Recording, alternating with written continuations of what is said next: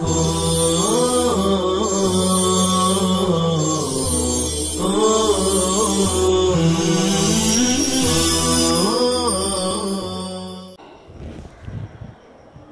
اللہ الرحمن الرحیم۔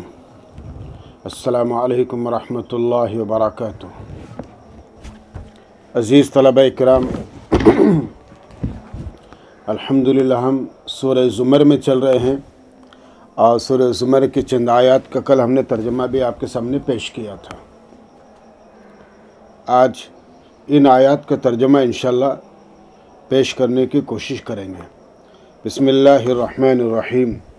قل افغیر اللہ تأمرونی اعبد ایہا الجاہلون وَلَقَدْ أُوحِيَ إِلَيْكَ وَإِلَى الَّذِينَ مِن قَبْلِكَ لَئِنْ أَشْرَكْتَ لَيَحْبَطَنَّ عَمَلُكَ وَلَتَكُونَنَّ مِنَ الْخَاسِرِينَ۔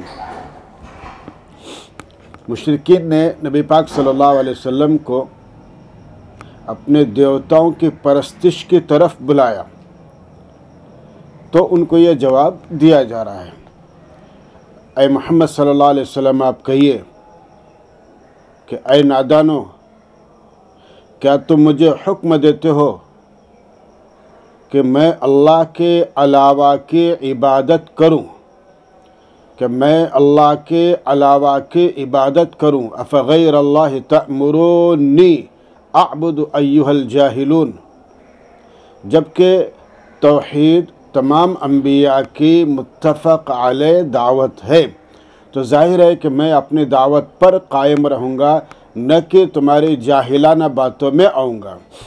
اور بخدا واقع یہ ہے کہ آپ کی طرف اور ان انبیاء کی طرف جو آپ سے پہلے ہو گزرے ہیں یہ وحی بھیجی گئی ہے کہ بخدا اگر تو نے اے مخاطب شرک کیا تو ضرور تیرے اعمال اکارت جائیں گے، لَيَحْبَطَنَّ عَمَلُكَ، اور تو ضرور گھاٹا پانے والوں میں سے ہوگا، وَلَتَكُونَنَّ مِنَ الْخَاسِرِينَ، بلکہ فَلِلَّهِ فَاعْبُدْ وَكُن مِنَ الشَّاكِرِينَ، بلکہ اللہ کی عبادت کرو اور شکر گزاروں میں سے ہو جاؤ۔ یعنی تمام انبیاء کرام ادیان سماویہ توحید کی صحت اور شرک کی بطلان پر متفق ہیں۔ قرآن کریم کی ایک آیت جو اس کی طرف اشارہ کرتی ہے، اللہ تعالیٰ فرماتے ہیں وَمَا أَرْسَلْنَا مِن قَبْلِكَ مِن رَّسُولٍ إِلَّا نُوحِي إِلَيْهِ أَنَّهُ لَا إِلَهَ إِلَّا أَنَا فَاعْبُدُونِ، اور ہم نے آپ سے پہلے کوئی بھی رسول نہیں بھیجا مگر ہم نے اس کی طرف وحی کی کہ معبود میں ہی ہوں، پس میری عبادت کی جائے۔ اس کے بعد قرآن کریم کی آیات ہیں، اور لوگوں نے یعنی مشرکین نے اللہ کی عظمت کو نہیں پہچانا جیسا ان کی عظمت کا حق ہے۔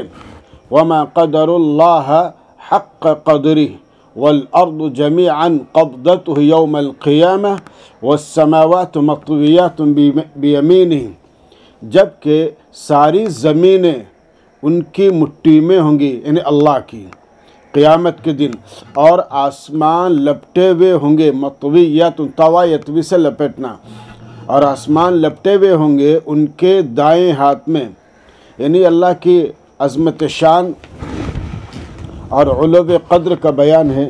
قیامت کے دن ساتوں زمینیں اللہ کی ایک مٹھی میں ہوں گی، اور ساتوں آسمان کاغذ کی طرح لپٹے ہوئے ہوں گے، ایک ہاتھ میں ہوں گے۔ اب ایسے کہ عبادت میں عاجز بے جان محتاج مخلوق کو شریک کرنا کہاں کی عقل مندی ہے؟ اتنے عظیم ترین خالق اور مالک جس کے زمین و آسمان جس کے مٹھی میں ہے، جس کے ہاتھ میں ہے، اس کی عبادت میں کسی کو شریک کرنا یقیناً پرلے درجے کی بیوقوفی ہے۔ اور آگے اللہ تعالیٰ فرماتے ہیں اور لوگوں کے شرکا سے برتر و پاک ہیں، سبحانہ و تعالی عما یشرکون، اور اللہ لوگوں کے شرک سے پاک و برتر ہیں۔ اس کے بعد کیا آیت اللہ تعالیٰ فرما رہے ہیں وَنُفِخَ فِي الصُّورِ فَصَعِقَ مَنْ فِي السَّمَاوَاتِ وَمَنْ فِي الْأَرْضِ إِلَّا مَنْ شَاءَ اللَّهُ، اور قیامت کے دن بڑے سینگ میں پھونک ماری جائیں گی. نُفِخَ فِي الصُّورِ، اور قیامت کے دن بڑے سینگ میں پھونک ماری جائیں گی. یعنی قرآن کریم میں سور کا تذکرہ کئی جگہ پر آیا ہے، تقریباً 10 جگہ پر.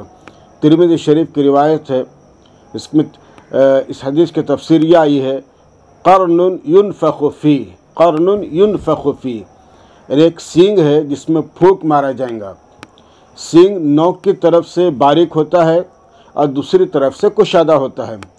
اس کا پتلا حصہ منہ میں لے کر پھونکا جائے تو بہت بلند آواز پیدا ہوتی ہے، اور حضرت اسرافیل علیہ السلام جس سور میں پھونکیں گے اس کی پوری وضاحت، پوری حقیقت ابھی کوئی نہیں جانتا.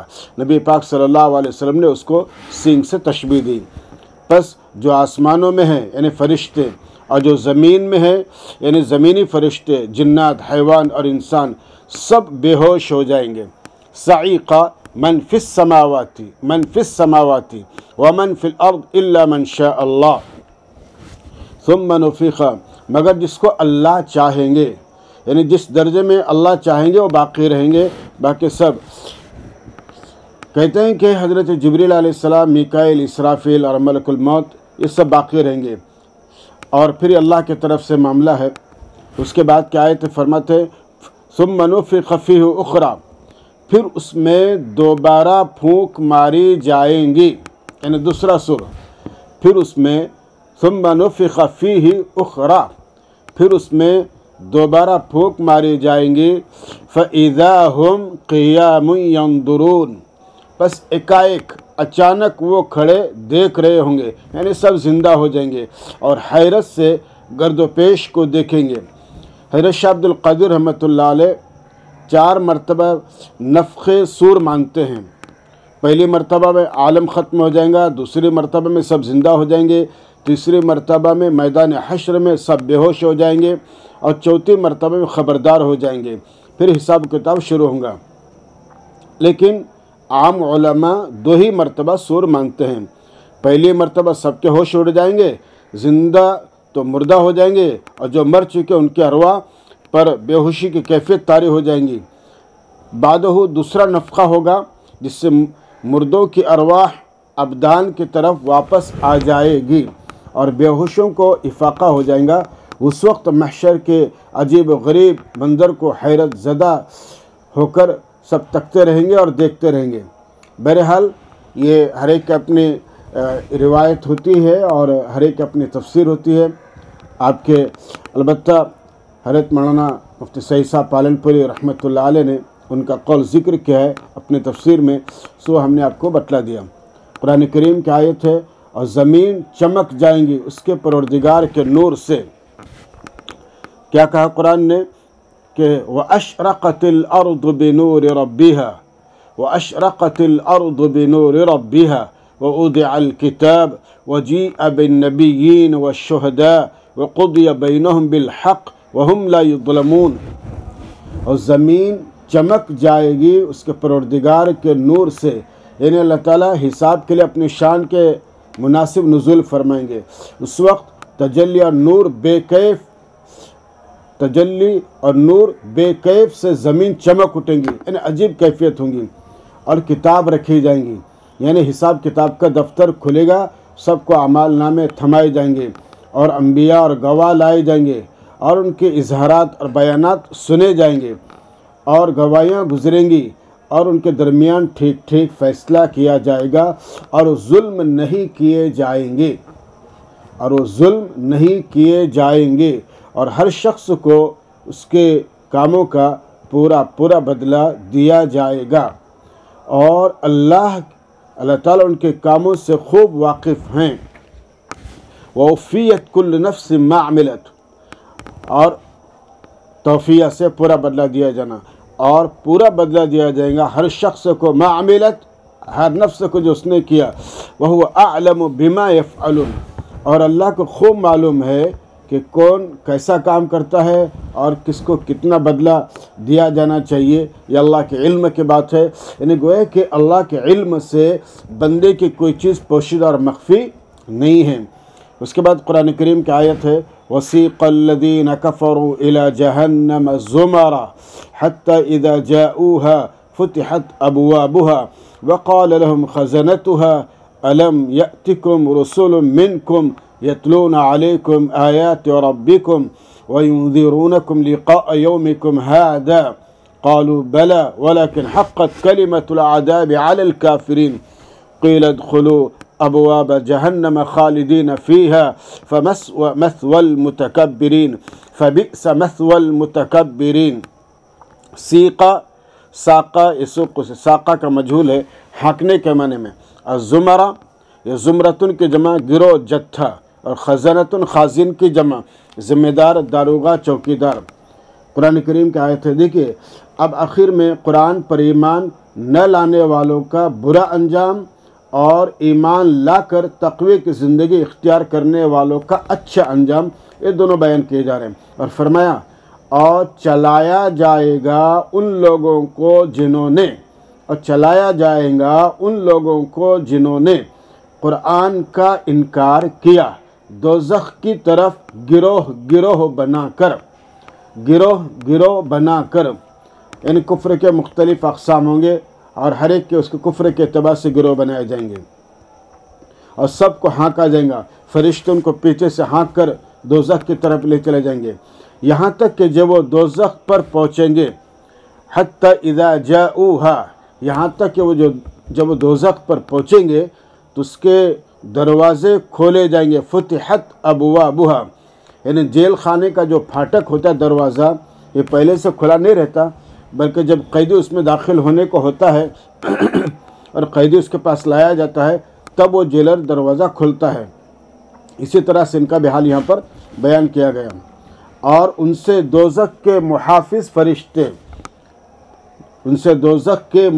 فرشتے بطور ڈانٹ اور سرزنش کے پوچھیں گے کیا تمہارے پاس تم ہی میں سے رسول نہیں آئے؟ الم یأتکم رسول منکم، کیا تم ہی میں سے تمہارے پاس رسول نہیں آئے تھے جو تم کو تمہارے پروردگار کی آیتیں پڑھ کر سناتے اور تم کو تمہارے اس دن سے ڈراتے، یعنی دوزخ کے دن سے، قیامت کے دن سے؟ تو وہ جواب دیں گے بلا، ہاں، قالو بلا، کیوں نہیں، یقیناً۔ اور آپ کو معلوم ہے بچوں کے بلا جو استعمال ہوتا ہے تاکید کے لیے استعمال ہوتا ہے، یعنی ما قبل کی نفی یا ما بعد کی اس بات کی تاکید کے لیے کہ ہاں جیسے ہم اردو زبان میں کہتے ہیں کسی کی بات پر کہ ہاں کیوں نہیں، ہم نے یہ کام کیا، تو ایسے ہی قرآن یہ کہتا ہے کہ ہاں، یہ جواب یہ دیں گے کہ یقیناً ہمارے پاس انبیاء اور رسول آئے لیکن ہم نے ان کی بات نہیں مانی، تو اس کو یہاں پر بلا سے تعبیر کیا گیا ہے۔ بلا ولكن حقت کلمۃ العذاب علی الکافرین، وہ جواب دیں گے کیوں نہیں، انہیں ضرور آئے تھے، انہوں نے ہم کو اللہ کی باتیں بتائی اور آج کے دن سے ہم کو خبردار بھی کیا تھا، ڈرایا تھے، لیکن عذاب کا فیصلہ منکروں پر پورا ہو کر رہا۔ کلمۃ العذاب جس سے پیچھے آیا لَأَمْلَأَنَّ جَهَنَّمَ، یہ اللہ کا کلمہ ہے نا، تو یہ اللہ کی بات ان پر حق ثابت ہو گئی اور اللہ ان کو جہنم سے بھر دیں گا۔ کہا جائے گا قیل ادخلوا ابواب جہنم، کہا جائے گا جہنم کے دروازوں میں داخل ہو جاؤ، سدا کے لیے، سدا اس میں رہنا ہے، ہمیشہ اس میں رہنا ہے، خالدین فیہا، اس میں ہمیشہ رہتے ہوئے۔ فبئس مثوى المتکبرین، پس جہنم تکبر کرنے والوں کا کتنا برا ٹھکانہ ہے، پس جہنم تکبر کرنے والوں کا کتنا برا ٹھکانہ ہے۔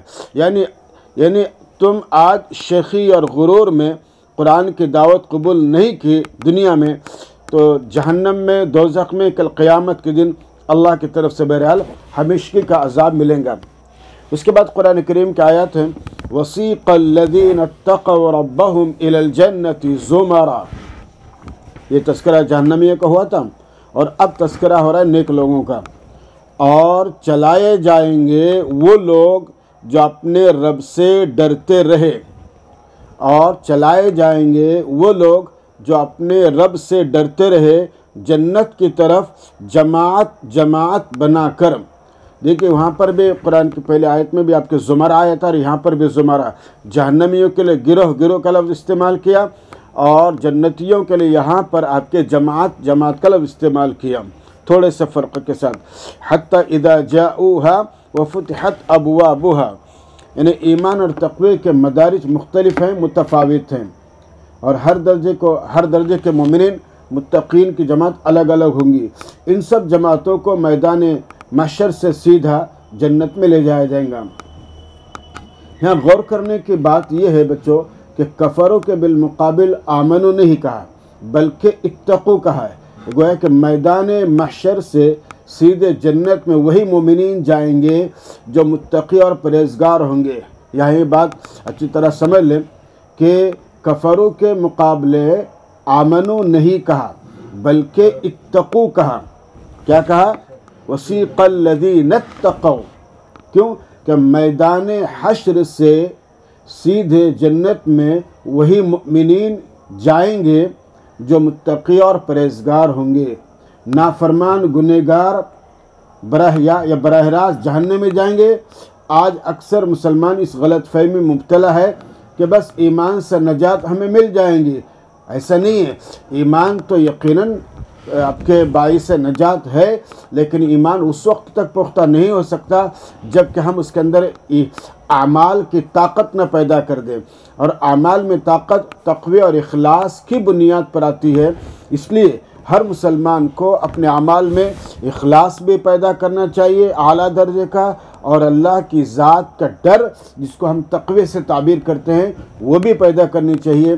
جب وہ جو سیدھا جنت میں لے جائیں گا اور اس پر جو عمل کریں گا تقوی پر، اللہ کی خوشنودی ملیں گی اور جنت میں ملیں گی۔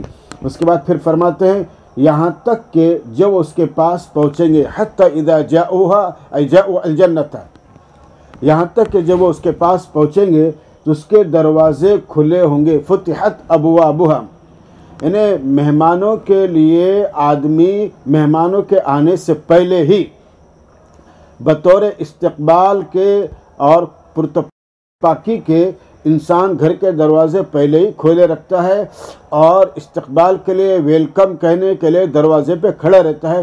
اسی طرح سے یہاں پر جنتیوں کا معاملہ، اور ان سے جنت کے ذمہ دار فرشتے کہیں گے، جنت کے ذمہ دار فرشتے کہیں گے السلام علیکم، یعنی تم جیتے رہو، تم مزے میں رہے، اب ہمیشہ کے لیے جنت میں داخل ہو جاؤ، اب ہمیشہ کے لیے جنت میں داخل ہو جاؤ۔ وقالوا الحمد للہ فادخلوها خالدین، سلام علیکم طبتم فادخلوها خالدین وقالوا الحمد للہ الذی صدقنا وعدہ۔ وہ جنتی کہیں گے، اور جنت میں پہنچ کر وہ کہیں گے کہ جنتیوں نے کہا اللہ کا لاکھ لاکھ شکر ہے جس نے ہم سے کیا ہوا اپنا وعدہ سچا کیا، نے پورا کیا، اور ہمیں جنت کی زمین کا وارث یعنی مالک بنایا تاکہ ہم جنت کے اپنے حصے میں جہاں چاہیں رہیں۔ بس کیسا عمدہ بدلہ ہے نیک کام کرنے والوں کا۔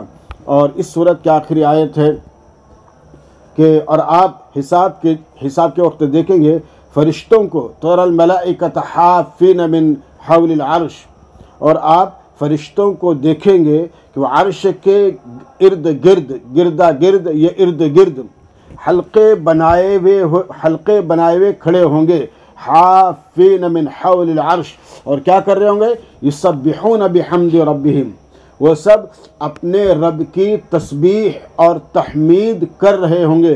یسبحون بحمد ربہم، وہ سب اپنے رب کی تسبیح اور تحمید کر رہے ہوں گے۔ وقضی بینہم بالحق، اور لوگوں کے درمیان ٹھیک ٹھیک فیصلہ کر دیا جائے گا، اور کہا جائے گا، قیلہ کہا جائے گا الحمدللہ رب العالمین، تمام خوبیاں تمام تعریفیں اللہ کے لیے ہیں جو جہانوں کا پالنہار ہے، رب العالمین جو جہانوں کا پالنہار ہے۔ الحمدللہ اس مجلس میں سورہ زمر مکمل ہو گئی، اور انشاءاللہ ہم آئندہ مجلس کے اندر انشاءاللہ سورہ المؤمنون شروع کریں گے انشاءاللہ العزیز۔ اللہ تعالیٰ عمل کی توفیق عطا فرمائے۔ والسلام علیکم ورحمۃ اللہ وبرکاتہ۔